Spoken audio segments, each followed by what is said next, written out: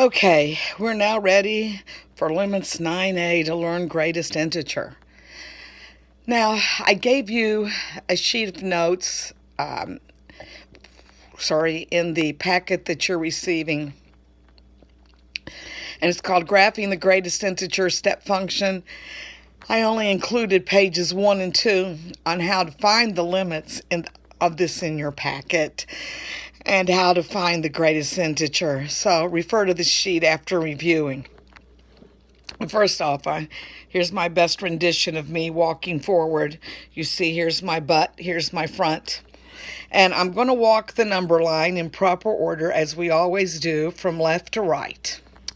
Now, the greatest integer function, the step function, will be denoted with double brackets. Sometimes we just make them real bold. And on some new books and some calculators, they'll use the word floor. For example, if you go to your Desmos on your calculator and you're looking for it, you will find this as a miscellaneous. Under the TI calculators, it's going to just be called integer. I forgot to write that down, but it's going to be called integer. And so you could go under your your library book, type in look for integer, and it'll have a parenthesis, and you would put the function in. The greatest integer asks the questions, what integer did you just pass as, I just said that twice, what integer did you just pass as you, what integer did you just pass as you are walking from left to right? A little correction there. And now the sunlight's coming in again. Gee whiz. So here I am on my number line. I'm between the number -2 and -1. Here's my butt. Here's my front.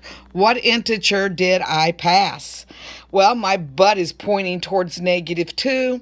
I just passed -2. So what is my greatest integer in here? -2. Between 1 and 2. Where's my butt pointing? To the 1. I'm going forward to 2, but I just passed the 1. So where my butt's pointing is my greatest integer is 1. I'm between 4 and 5. What's my butt number? 4. What am I pointing to? Moving forward, 5. But the answer to greatest integer will be 4. So here's some problems.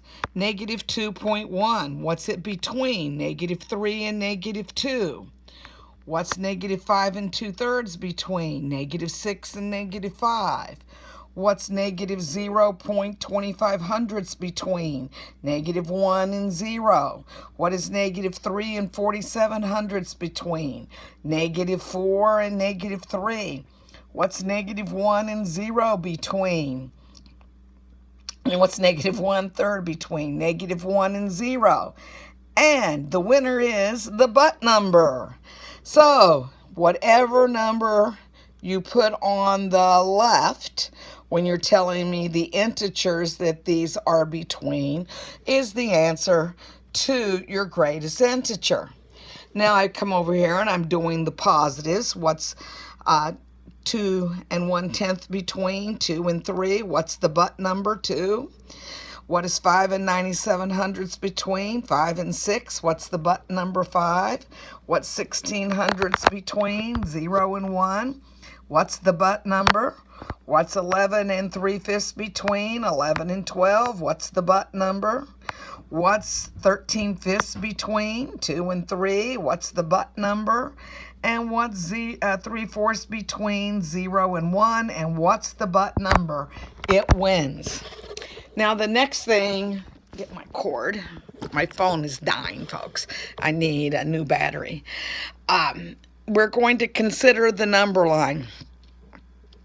So when I give you x, meaning an x has a positive coefficient, so we're assuming x is a positive coefficient right now. To the left is negative, to the right is positive, and right there would be 0. Well, what happens when I ask you to have a negative x, which means negate x? It says the coefficient of x is negative. So what was negative is now positive, and what's positive is now negative. Under greatest integer, we're going to be able to transfer this concept. If the coefficient of x is positive, instead of saying negative positive, we just simply say, oh, left and right. If the greatest integer, if the coefficient is negative in my greatest integer function, instead of negative positive, we have left and right, but it's negative, so we negate. So left becomes right and right becomes left. Notice your butt number is now the right number and your front number is now the left number. That's weird, but that's what happens, so we negate. So let's start out with an example where we're going to have my x coefficient be positive. So the first thing I do is plug it in, plug in the number you get. Oh, wow, I get 15. What's 15 between 14 and 16? That's thrilling. And because I see this as positive, my answer would be 14. But the question is, that's only if I say what's the greatest integer right there. I'm now doing a limit. So I make a little table. Here's 15. It's always the one in the middle. That dotted line there, we don't care about the number. I just put it in there to let you know that it's between these two. For 15, this is his left side. This is his right side. Since x is a positive coefficient, what's the number before 15 is 14. And see, I don't worry about the 16 because he's not in the picture, because either I take the number on the left or the number on the right. 16 would be another number over there. So when I approach from the left, my answer is 14. When I approach from the right, my answer is 15. I'm going to get not equal to, which is a jump, and D and E. Now, just a little pictorial idea of what's going on when we graph a greatest integer function. A greatest integer is just going to be horizontal segments going uphill when the coefficient is positive, or horizontal segments going downhill when it's negative, and hence it's given the name the step function, because it looks like you're walking upstairs or you're walking downstairs. Now, what happens when the coefficient is negative? Well, I'm still going to plug it in, and I get negative 17. I still come over here and make my table. The number right here in the middle is negative 17, and one smaller is negative 18. I still you don't have to put in the negative positives. You just have to do the left-right. I know this is left and this is right, but the coefficient is negative, so I negate, and what was left is right. What is right is left. And so negative 18 is going to be the right number, and negative 17 will be the left number.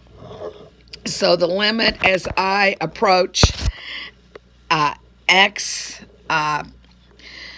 from the left is going to be negative 17, and the limit as I approach 8 from the right is going to be negative 18. Again, it's a jump, and this will result in D and E.